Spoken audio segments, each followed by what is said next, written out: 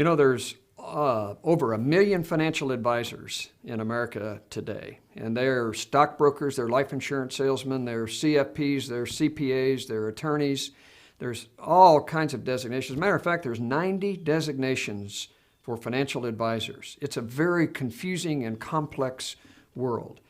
How do you choose an advisor in light of all of that complexity? Do I really even need an advisor is a legitimate question. Not only are there 1 million advisors, but there are also books and radio programs and television programs and all kinds of self-help resources when it comes to managing your finances. The question is, should I do it myself or should I choose an advisor?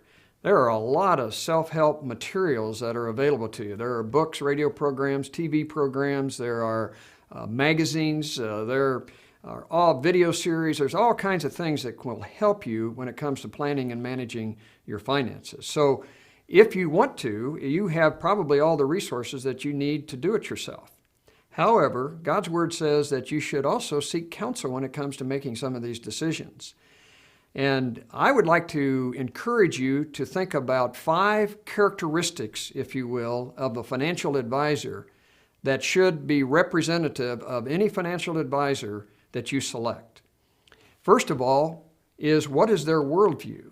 In other words, what do they believe? What is their belief system? Because everybody has a belief system, and I think it's important for you to know what is the worldview, what is the belief system of your financial advisor. I happen to believe that a biblical worldview is the only rational worldview when it comes to managing finances. And that means that my source of wisdom of financial planning and financial advising comes out of God's Word. So does your advisor have a biblical worldview would be question number 1. Secondly, do they ascribe to a code of ethics? And I guess I could bottom line that one by saying, do they have integrity?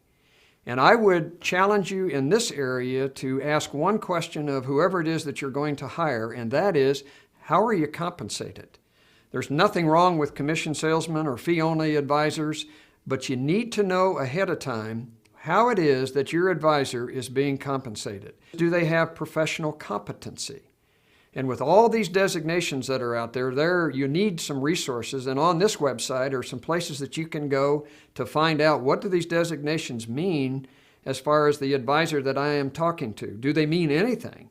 And professional competency is absolutely essential. They need to be competent in the area of expertise that they're telling you that they have that expertise in. And I can tell you this, nobody can be competent in every area. I'm a financial advisor, and I understand life insurance, but I don't sell life insurance because I don't understand it that well. I don't even sell investments, or I give investment advice from a principal standpoint, but not from a specific standpoint, because that's a whole nother world of expertise. I don't know much about annuities. There's so many areas that I don't know much about. I don't have the professional competency in those areas. And you need to know the advisor's areas of professional competencies and where they don't have professional competencies. Fourthly, will they give you character or client references? That's the best way to check out how good their advice has been. And can you talk to a client of theirs that's been with them for a long time, so that you know that their relationship, that they honor that relationship, and that they have said and done what they said they were going to do. And then the last thing I think is really, really critical, and that is, do they personally practice what they preach? In other words, do they live within their income? Do they give? Do they pay their taxes? Do they set goals with their spouse? There are certain things that I think are fundamental to good financial counsel. You need to make sure that the advisor that you choose is following those things themselves and that they personally practice the advice that they're giving.